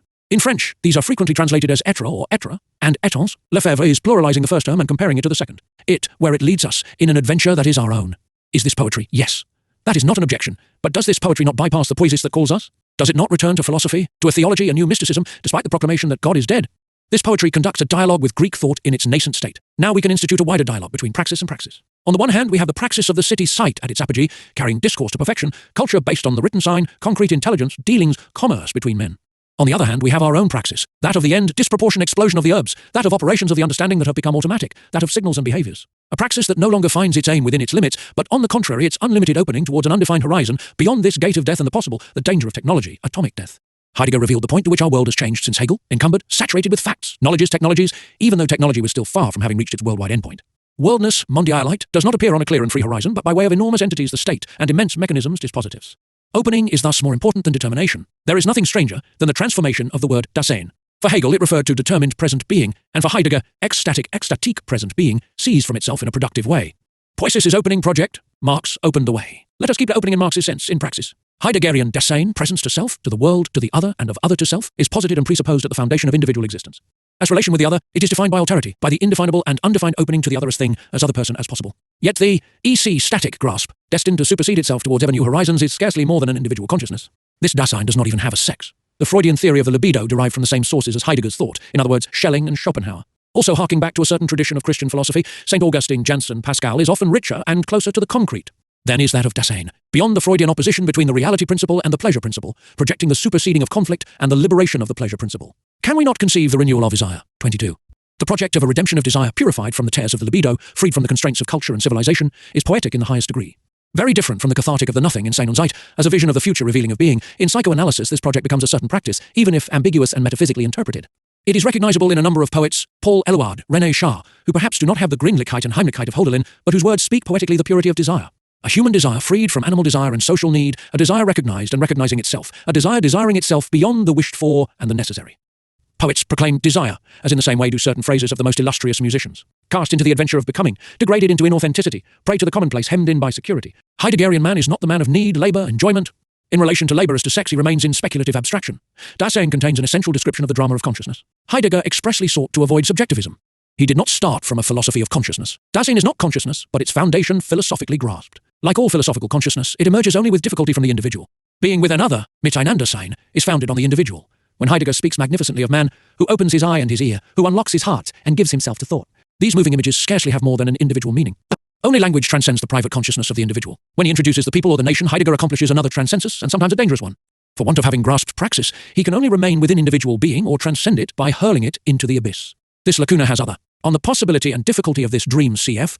Herbert Marcuse, Eros and Civilization. A philosophical inquiry into Freud, London, Routledge, 1987. Consequences. As has been remarked more than once, by both philosophers who follow Heidegger and those critical of him, his preoccupation above all with discerning the most general project of the sciences, and the human sciences in particular, his search to reveal and denounce the technological program in favour of his fundamental ontology, leads him to leave the findings of the sciences aside. Or rather, for him there are no such findings. If he does not ignore the corresponding realities, he deliberately disdains sociology, economics, and of course, anthropology. He does not start with an anthropological research, like Marx in 1844, in order to detect its limits on the scientific as well as on the ontological side, anthropology having also to leave room for political economy, mathematics, sociology, and above all history. An old distinction that played a major role for the philosophers is no longer significant or has changed its meaning. Philosophy contrasted quality and quantity. Hegel established a dialectical link between the two concepts, theory of the qualitative leap, after gradual and only quantitative changes. Subsequently, with the withering away of philosophy, the two concepts were again disassociated and opposed. In Bergsonian philosophy, the quantitative relates to mathematics. It is abstract and constructed, while the qualitative is promoted to the rank of the concrete, the real, in isolation.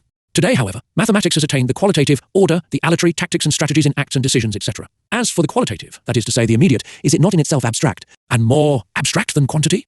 The domain of mathematics does not tolerate any limitation. The limits that philosophy assigned it, or still assigns it, have always been swept away. Mathematics advances, tends towards totality, as is its right. No philosophy can forbid it, neither that of Hegel nor that of Bergson. And yet, something escapes mathematics. From the mathematician's point of view, this something is simply a residue, the reduction of which they can always push further. Science rationalizes nature, said Emil Meyerson, but this operation leaves a residue that knowledge drags along with it, that it takes responsibility for. Logico-mathematical reason causes an irrationality to arise before it.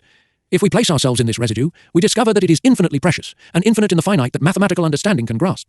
This is drama of the individual, of groups, of humanity as a whole. Does not human reality have this double determination, number and drama? The two aspects are inseparable. Heidegger, however, dismisses number or perceives only its most derisory implications. He emphasizes only drama, and above all the drama of the individual being, on which basis he comprehends the destiny of man. To perceive the impasse of Heideggerian thought, it is enough to compare his admirable texts on the work of art, and on beauty as revelatory of the true, with the disabused note that follows the study of the work of art and the thing in Holzweg. After Hegel, Heidegger glimpsed the end of art. This epilogue goes a long way. It is impossible, Heidegger says, to evade Hegel's saying that art is now something of the past. Art thus ends up together with philosophy. But then, what of being, and the truth of being in beauty? Where is the history of being leading us? If all Dasein has a foundation and raison d'etre, there is no reason to reason itself. If what founds has no foundation, if the bottom has no bottom, if the world only has below it a kind of great game of being, eternal creative child. Then thought that seeks to supersede philosophy leads to a philosophy of play. If we hear the principle of reason in the other tonality and think about all we hear, then this thinking about is a leap. Indeed, a far-reaching leap that brings thinking into a play, with that therein being qua being finds its repose. Humans are truly capable of playing, and of remaining in play only insofar as they engaged in this play, and thereby at stake in the play. A critical analysis that takes its starting point in the empirical in praxis reveals the starting point of play and the absence of poetry, their evacuation by technology, their reduction in everydayness to Martin Heidegger, Epilogue to The Origin of the Work of Art. BSIC Writings, New York, Harper, 2008 pp. 204-6. 25. Martin Heidegger, The Principle of Reason, Bloomington and Indianapolis, Indiana University Press, 1996, p. 111.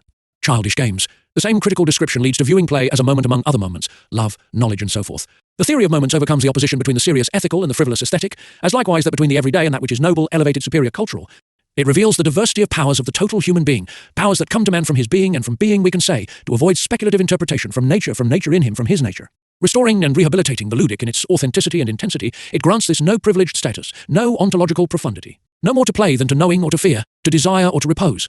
The idea of a history of being obliges us to reflect on the notion of history and its problematic. Marx only left us fragments in Capital and sketches in the 18th Brumaire of Louis Bonaparte of the total history he envisaged.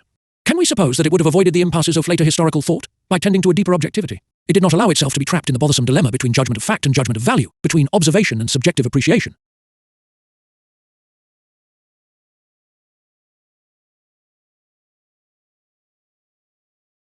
It would have included a history of history and of historical consciousness, integrating the historian into historical time. In the same way, it would neither be reducible to a philosophy of history, nor to a history without scope. The later disassociations between economism, which falsely appeals to Marx, and the history of ideas seen as independent of economics, between event and institutional history, these disassociations that have given rise, and still give rise to interminable controversies, would have soon been settled if historians had understood the thought of Marx. This deeper historical thought proceeds by a dialecticizing of the concept of time and of the unfolding of facts in time, starting from a global analysis and exposition of praxis, including, it goes without saying, the conflicts of peoples, nations, classes. It is now possible to conceive the integration into historical thought of the study of human needs, satisfactions and dissatisfactions, sensibility and the emotions. Several chapters of this history have been drafted or written. 26 total. 26 on the possibility and difficulties of this dream. See Marcuse, Eros and Civilization. History would grasp the entirety of praxis by the extreme links and poles that are everyday life and eminent works. The total history of man can only consist in a history of total man's sense and sensibility, sensations and idea, this total man being always fragmented, always contradictory, in a totality always broken and resumed. The history of the city would make a convincing contribution to total history. The city-ville is a work of art. The city site is a work of art, continuous creation and action.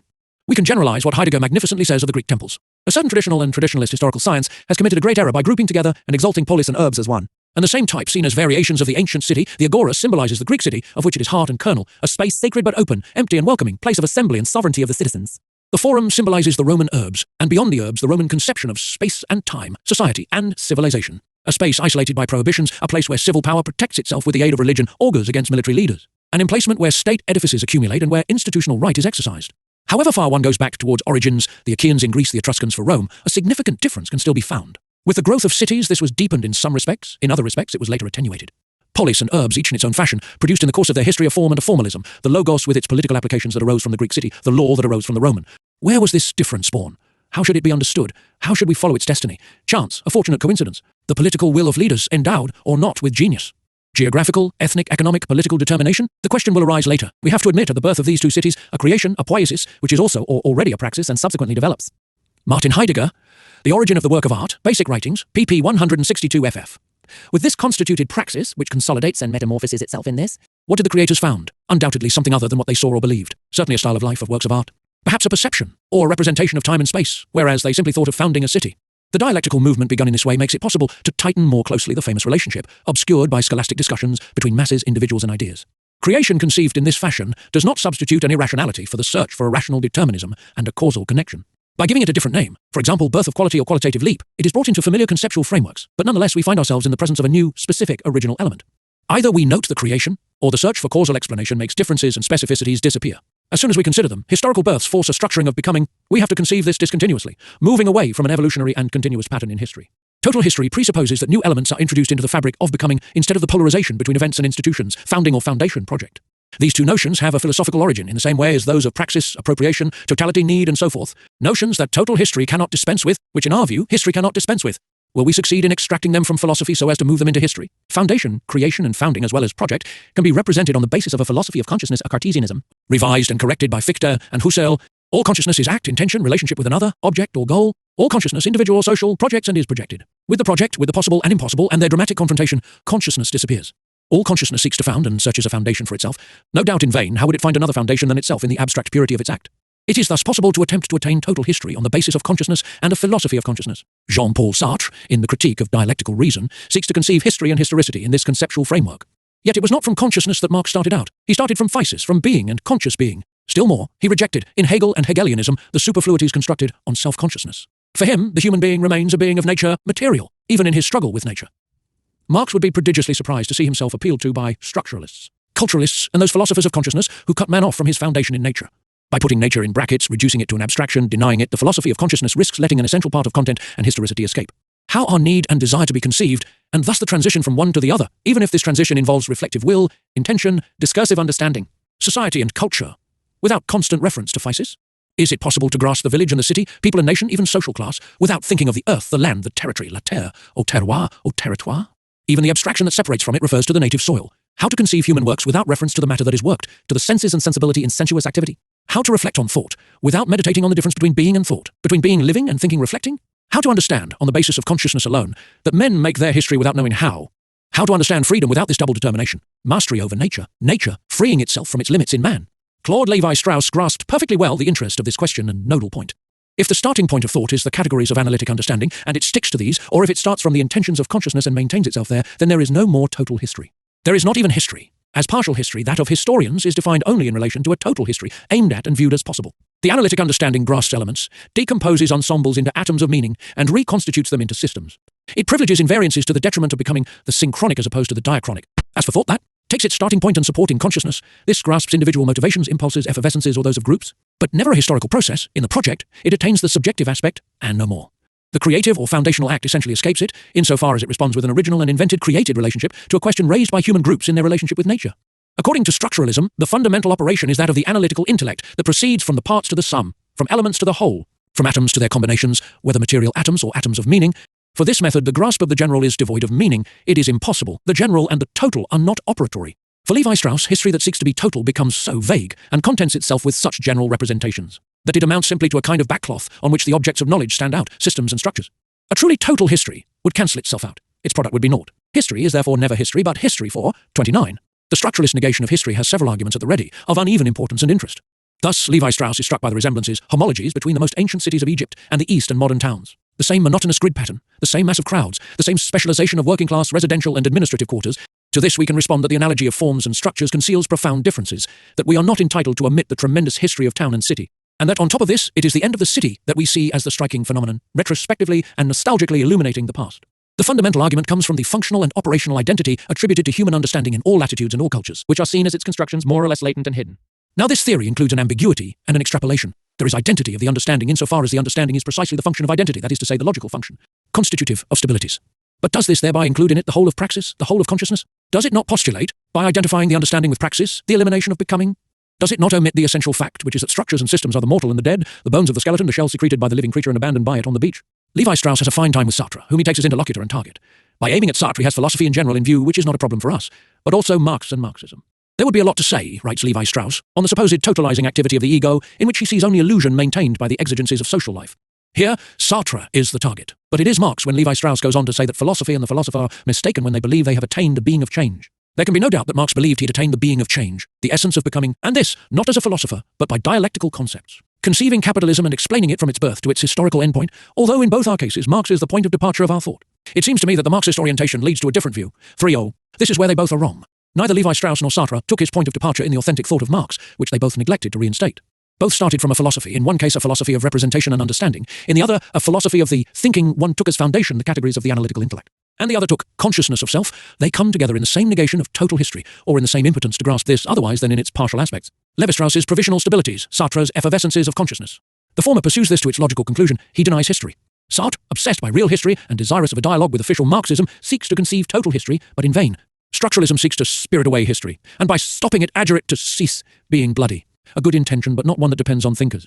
Is technical, operatory, structuralist thought capable of replacing constraint over men with the administration of things? Would it replace struggles between human groups, nations, peoples, classes by rational and planned organization? Would structuralism in its own fashion proceed towards the withering away of the state by entrusting the question to technicians capable of structuring it rationally? Unfortunately, technocratic ideology seems to be bound up with a state bureaucracy. The bureaucracy is the social force that permits technological and technocratic thought to enter into praxis. Together, in association, politicians and technocrats whose strategic decisions are not motivated simply by technical reasons replace the spontaneous self-regulation of competitive capitalism. They are better able to make use of precise technological mechanisms for controlling praxis. Can we then count on technological thought, rather than a renewed democracy, to realize the withering away of the state and the replacement of constraint over men by the direct management of things? In the structuralist hypothesis, the historicity of human being, is simply a residue left by the analysis of systems themselves constructed by the analytical understanding. Let us accept this and repeat that we consider this residual as infinitely precious. According to the program of a total history, what comes into being and survives has a rationale. As Heidegger stipulates in the principle of reason, everything, events, institutions, works of art, even crises and bloody changes. Splits and alienations also have their reason in the being of man and his relationship with being nature. Splits and alienations have allowed something, made possible a further development as Hegel already knew. The point of view of alienation would thus be defined and limited as an anthropological point of view. By limiting it in this way, we open it onto a broader horizon. It would be overcome without disappearing by total history. Nonetheless, on the path of dialectical thought, the reason of what has been generally appears only later in development. For Heidegger, was reason not to be found above all on the side of birth, of the original? He seems to hesitate between raison d'etre in the original and in the possible. For Hegel and Marx, necessity reveals itself to be freedom, or rather it changes into freedom, and this freedom, which is concealed in necessity and subsequently reveals itself, is the reason of history. There is a difficulty here. Do we encounter a contradiction between being and freedom? Shall we find another path beyond the philosophies of being and freedom? In order to understand total history, we must first of all experience the presence of history, writes Heidegger. And first of all, we must detach ourselves from the historiographical representation of history, which grasps history as an object wherein a happening transpires, that is, in its changeability. Simultaneously passing away, no doubt. A history of actions, decisions, foundations, goes from the present to the past. It starts from an experience, the continuous presence of what was formerly founded in relation with the being of man in praxis. But if language is the depository of these presences, is it their agent? Is it endowed with a sovereign power? We are scarcely beginning the dialogue with the present past or past present that has run through time up to now, with what founds and creates, what is perpetuated in us, with nature and being. Where will this dialogue lead us? To invent new words or a new praxis? It is true that being and nature change for and through man. It is true at the same time that the history of man is not separated from nature, which has a history for and through itself. It is true that the human being, appropriating nature and his own nature, reveals and deploys, but also deteriorates what is hidden in him as nature or essence. It is true that alienation and disalienation play a strange and complex game, that social man derealizes himself in realizing himself, that he uproots himself in rooting himself, and vice versa. In order to rediscover nature, he passes by way of extreme abstraction and extreme facticity. By unfolding, developing, he destroys a part of that which was created, he keeps another part of it. He remains in the presence of what was founded. Linear temporality does not exhaust becoming, no more than does cyclical temporality. The praxis that creates and destroys is also itself created and negated. Acts, decisions, and words found modalities of praxis, which the latter verifies, reveals, unfolds, contests, which it dissolves by criticism in action, which it transforms, annihilates, overcomes. As soon as there is a margin of freedom, a new dimension in relation to nature, a relative. Martin Heidegger, Science and Reflection, in the Question Concerning Technology, p. 150. Independence in the interdependence between social group and nature. As soon as there is culture, or more exactly praxis, it was necessary to decide to create. Creation had something arbitrary about it, the work of freedom delivered to chance and fate, destined to become great or mediocre. Men founded customs, cruel or kind, styles. Everywhere that there was style or the attempt at style, it had to be founded. The notion of a natural and spontaneous transition from nature to what is no longer natural, the city, as well as political construction or art, can no longer be maintained. This transition also had to be decided. There were leaps, creation of qualities, thus decisions and obscure wages. To illustrate this dialectical movement, creative act, created work, we previously took a fragment of the long history of one of the finest human works, the city. We observed a fundamental difference, dating from the foundation and founding between the polis and the urbs. In this period, creation, saying and making were still not separated. Naming and denoting what was being born in order for it to grow was a single act. Religious solemnization and the rites of foundation were not performances, but ways of accepting the risks of the situation created, of committing oneself to maintaining the new work, eternizing it, and being eternized in it. The sacred, before being institutionalized, well before becoming attitude and theatre, and justifying the private appropriation by those in charge of a work common to the people as a whole, accompanied foundation. The founder, the foundation, and the founded were hard to distinguish. Let us go back again towards these sources. Let us try to grasp better both the original unity and the splits that were effected within this unity. Splits both generative of history and produced by history. Episodes of the production of man by himself on the basis of nature, both alienating and productive. After the great separation, each specialized activity went in its own direction. Poetry wandering in the verbal imaginary, disassociated from the rational philosophy, becoming fixed in formal abstraction. Practical knowledge in fragmented science. Practical action in the empiricism of current opinions and political power. Pre-Socratic thought stood within a concrete totality in which these differences germinated without yet producing themselves. When Heraclitus symbolized the logos as an ever-living fire, in measures being kindled and in measures going out, exchanging itself, with and against everything as gold for wares and wares for gold, fragments 30 and 90, these were not just words of rhetoric. The Heraclitean logos is act, measure, law, it coincides with creative and devouring fire, that of the hearth, the forge of wildfires and volcanoes, that of the sun that warms the earth without burning it, not letting the earth lose itself in icy darkness.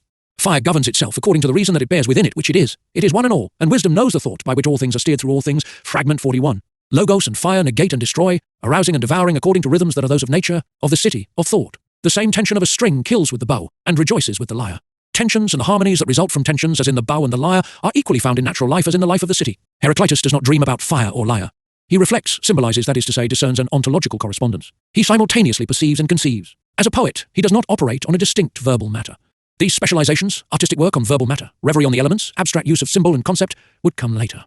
Heraclitus does not employ symbols and images different from those of coherent, logical discourse and superimposing themselves on this. Myths and logos are not opposed, neither are reflection and action. In Heraclitus, the emphasis is naive and natural, his assertions are spontaneous, and his humour is cruel. Indeed, is there in him emphasis or derision, assertion or negation, metaphor or hyperbole? The figures of rhetoric are not yet formulated as such. Heraclitus's reflection is act, even civic and political act. Those who speak with understanding must hold fast what is common to all as a city holds to its law, and even more strongly, fragment 114. Logos, the law of the world, is also the law of the city, which unites opposites in it and forces them into harmony. The later splits resulted from the division of labour, the separation between manual labour, left to slaves, peasants, artisans, and intellectual labour, between material production and the conduct of men. 32, translated by Costas Axelos as Heraclite et la Philosophie, Paris, Editions de Minuit, 1962. Action is distinguished from production, and the production of works of art from the production of objects. With these splits, while artist is distinguished from artisan, each equipped with his own technique, the man who acts on matter is not the man who acts on men, who conducts commercial or political affairs. If artisanal or artistic work is gradually distanced from the product, at the same time action in the social, trade, education, politics is distanced from production in general. The levels that will increasingly characterize societies by their existence and distinction, that is, the economic, the social, and the political, sketch out the genesis of their differences at the heart of the Greek polis and its unity. Not that there is complete separation, this never took place, but rather superpositions and interferences characterized by the use of resources in goods and men on the part of society, in an aim set by such and such a group or individual that is representative. In this separation, poiesis deteriorates into poetry, operation on verbal matter, discourse still inspired by images and symbols, but close to commonplace discourse and defining itself in relation to this. Poiesis forgets that it is also praxis, action on men by works and speech, education, formation, foundation. As for praxis, it establishes itself at the level of exchanges through discourse, through trade, through contracts. It forgets that it was initially poiesis, creation of a habited and habitable human world, dwelling of a truth in the community. In Callicles' famous speech in Plato's Gorgias, this split is certainly manifest with brilliance and cynicism. Callicles notes the separations and knows how to take advantage of them. For him, empirical life is opposed to the contemplative life that claims to stand on the level of the soul, of beauty. Practice no longer has anything in common with theory or experience with poiesis. He deliberately renounces the quest for totality and the universal. He rejects theory, not on the level of theory in favour of another theory, but that of an attitude towards life. He wants results, efficacy. He is the man of praxis, or rather of an aspect of praxis. He is solidly established in the real, inusable particularities and circumstances. Philosophy, for Calicles, leads nowhere. It raises the problem of life only poorly, as life is defined only empirically, socially, politically, as a function of the result to be obtained. The philosopher seeks to be educator, legislator, man of universal logos and generator of the universe. But the philosopher does not know men. Knowledge of man is obtained only through empirical praxis. And it is praxis, empirical or political, that creates the state, a different state from that wished for by the philosopher, the social state, which has nothing in common with the ideal or poetic state. Logos, for Calicles, is simply discourse, a coherent principle of action oriented towards the result, instrument of power, far more than way of truth. With the separation of different aspects and levels of human life, there appear mediations and aspirations to rediscover the broken totality, attempts that are in part nostalgic, in part full of hope. We have discerned at the lowest rank, life simply and empirically lived in social practice, labour, trade, family life. This existence is simply submitted to in relation to those who orient or dominate praxis. It is the domain of opinion. People imitate each other's opinions. They repeat each other with the same gestures and words. They also imitate leaders, naturally. Each trade has its own gestures and words. Everyone adds his own touch and his grain of salt to what has been said and done by others. Yet at this level, praxis is simply repetitive. At a higher level, it imitates, and, without wishing to, without knowing, it does not repeat what it imitates, it creates something new. Men make their own history, but not of their own free will, and just when they appear to be engaged in the revolutionary transformation of themselves and their material surroundings, in the creation of something which does not yet exist, precisely in such epochs of revolutionary crisis, they timidly conjure up the spirits of the past to help them. They borrow their names, slogans, and costumes. Mimetic praxis is imitation of other people, of leaders and ethical models that are on offer. Far above this inferior praxis, certain men seek an effective action that consolidates the existing by eliminating incoherencies, contradictions, while subjecting it to their power. These are the men of political reflection and action, men of the state. Their decisions are of two kinds. Some strengthen what has been achieved by way of laws and institutions. Others, more rarely, change something, found something, a monument in the city, an activity, a way of living. It is at this level that groups and classes intervene. These bases permit strategies. Between the two lie attempts to formulate lived experience beyond particularities and opinions, to put an end to incoherencies and attain an ensemble. The now disjointed totality seeks itself, projects itself in images, in symbols. Art in its way tries to totalize praxis. Philosophy likewise. Philosophy is defined by the search for an autonomous theory, different from both religion and art, from science and from political action, despite being mingled with these modalities of praxis. An ever-vain effort, always partial, always renewed, in essence unachievable because partial at the very start, philosophy is a modality of discourse aiming at a total and totally coherent discourse. It seeks to master men as knowledge in order to master nature. It wants to orient them, insinuating its science and wisdom into them. It wants to arrive at this mastery by theory, by discourse employed otherwise than in pragmatic and empirical action. It projects a realization of man in the city, or if need be, outside and against the city, relative to the circumstances in which the philosopher reflects. And which it reflects, it is no less propelled by a movement of its own, contradictions between its postulates and its aim, between real discourses and the total discourse, and above all between the philosopher and the non-philosophical world. The philosopher observes the non-philosophical world at these various levels: opinion, repetitive and mimetic praxis, political decision and political foundation. He contemplates it. He seeks to change it by putting an end to a separation that, however, is what constitutes this world as such. The philosopher, from the time of Socrates and Plato, is fated to seek to understand everything, not to understand everything, and above all to be understood and seek much without accomplishing anything, on account of being deprived of the means of practical action. Philosophy is destined to incompleteness and conflict, satisfaction, dissatisfaction, but also to promote an image, a project of human realization and unrealization, satisfaction and dissatisfaction. What does alienation consist in the human situation that is sketched out in the Greek city is multiple. Man is divided. The product distances itself from the work to become a thing. Society becomes an abstract thing. By political decision and the state, men, citizens, are led to aims that they are ignorant of, with those who lead them not knowing where they lead and often not knowing anything, except that they have the political means to go in this direction. The result is that the means govern the ends, and that the citizens, these men of the city and everyday praxis, themselves become means and instruments. These are the alienations, economic at this level, repetitive, social imitative, political instrumentality of men, and philosophical split, both combated and confirmed by the speculative attitude. Language, formalized by writing, receives during this period an ambiguous status, which is subsequently aggravated. More end than means in poetry and literature, it is both and in turn end and means in practical conversation, in the experience of opinions. It is means and instrument in political discourse, in rhetoric and the art of persuasion, origin of dialectic in sophistics. The philosopher would like language to become, through him, both means of act of persuasion and end, total and totally coherent discourse, which involves certain difficulties. Besides, oddly enough, what enables the philosopher to play his game is that the circle is closed. Completely a means, language once again becomes end, play on words, riddles, heuristic. We could say that poiesis is perpetuated in intellectual work, which is individual work in a social framework, accomplished by an individual, himself divided active life and contemplative life, body and soul, need and desire, etc. But who tends towards the universal? As for the praxis of a society divided into masters and slaves, possessors and non-possessors, powerful and weak, it gives rise to the practical will and the will to will. But the latter splits in turn into goodwill, to keep to the law, seek an ideal, and the will to power, ambition, appetite for power, will to dominate or possess. Works conceived in this way, in a very broad sense, are based on an existing praxis, and found a new praxis, more or less transformed. Between the old praxis and the new modified one, something more or less important has happened. Symbols, images, signs have had and still have a practical efficacy. Words have been uttered in historic time, overspilling a discourse confined to giving proper form to the acquired and accomplished. Creative words, introducing something new. We thus pursue the analysis of this reality that is so complex and rich praxis. We discern in it the unforeseen and the predictable determinism, chance, will. We also distinguish in it repetition, imitation more or less passive or active, creative invention, sometimes striking, sometimes unperceived at first. Between these different things there is certainly no absolute boundary. Repetition, whether of gestures, behaviors, or movements, mechanical movements, tends to establish itself outside of vital and cosmic rhythms, in the form of linear time and homogeneous space. Creation, unpredictable in invention, and the consequences of invention is in the extreme case genius. As mediation between the two, mimesis follows models, and in the extreme case identifies with or opposes itself to them, father, leader, master, idol.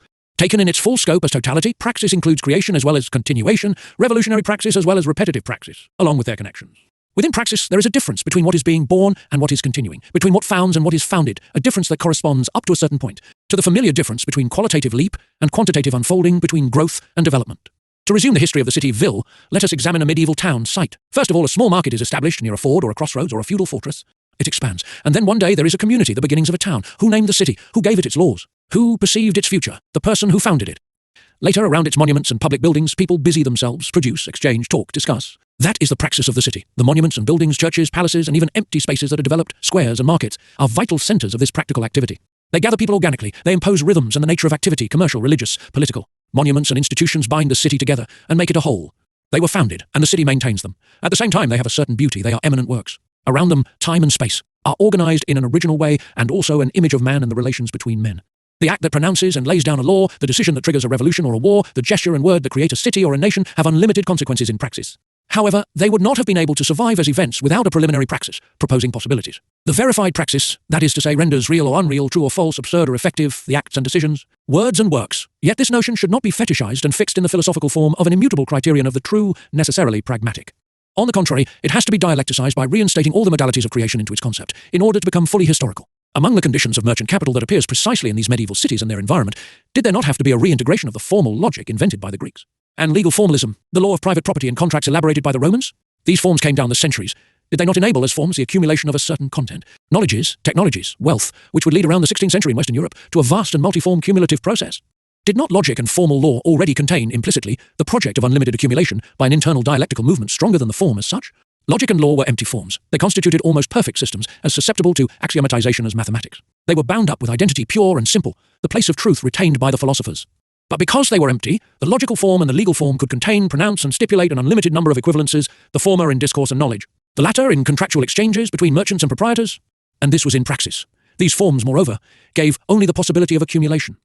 This possibility appeared in its link with the form only after the event, after it was accomplished.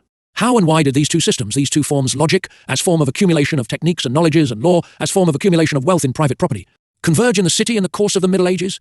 If we neglect these conditions, which also include the dissolution of the peasant community in which patriarchal egalitarianism was opposed to the accumulation of wealth, and its investment, the conflicts between the urban bourgeoisie and the feudalists based on territorial domains, seigneurie territoriale, facts likewise characteristic of the European West, we fall into a philosophy of history and philosophical abstraction.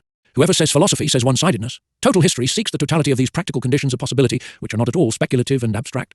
Marxism, systematized as philosophy of nature and history, or even as economism, has so far given a poor answer to the question raised by Max Weber.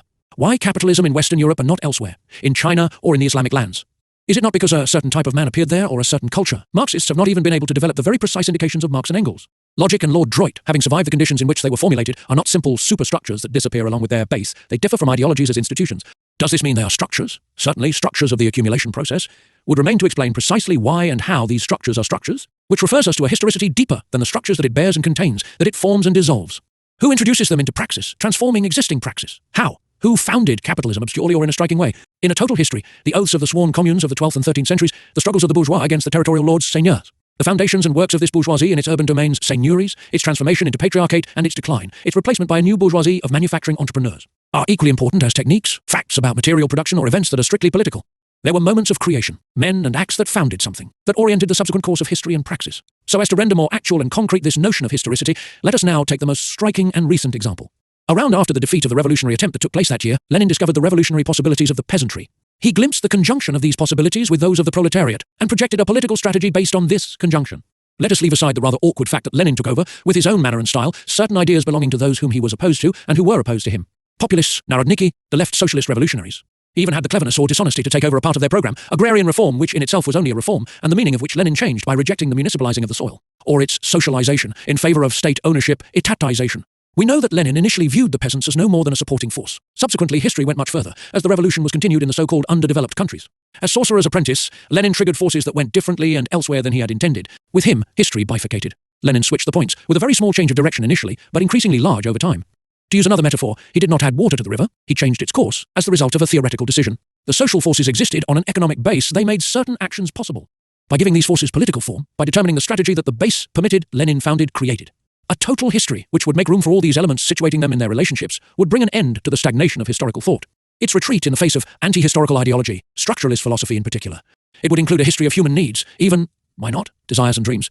In this way, it would take up the Marxist idea of the production of man by himself, with its double aspect. Everydayness and eminent works, mimetic behavior and invention, positive forming and creative contestation. Outside of this total conception of historicity, the Marxist concept of superstructure, understood one-sidedly, degrades into the historico-sociological concepts of institution, culture, ideological representation. It is at the same time too narrow and too large, it does not coincide with that of work. In the same way, the concept of structure, perfectly legitimate in certain conditions, having its area of validity, is extrapolated into an ideology, structuralism. When extended into a general conception of operation and function, it no longer coincides with that of form. And finally, again in the same way, the concept of base deteriorates into a simplistic economism, a rather crude material productivism. These deteriorations correspond, in the majority of cases, to philosophical interpretations that are grafted onto a science, history or political economy, or onto a certain concept, by hyperbole, metaphor, extrapolation. Structuralism is a very elaborate philosophy of structure. Productivism is the philosophy, a very rough one, of a praxis that is historically determined but interpreted and made into ideology. With its materialist generalities, its ethics of flavor, its realist aesthetics, its political concepts justifying the state. At this point in the presentation, metaphilosophical thought can situate itself more clearly. It explores a totality, the modern world. In order to know the ruptures that break this totality, it seeks to perceive its levels and gradations, its critical phases. Contradictions, such as the contradiction between the integrating and totalitarian character of technological and political apparatuses in present-day society, and the explosion of systems and totalities. The city, the nation, culture, etc. In itself, metaphilosophical thought attempts to reconstruct a totality, and first of all to reunite poetry, or rather poiesis, and philosophy at a higher level than that of their ancient split. It seeks to be action thought, reconstituted unity of understanding and practical consciousness. Chapter 6.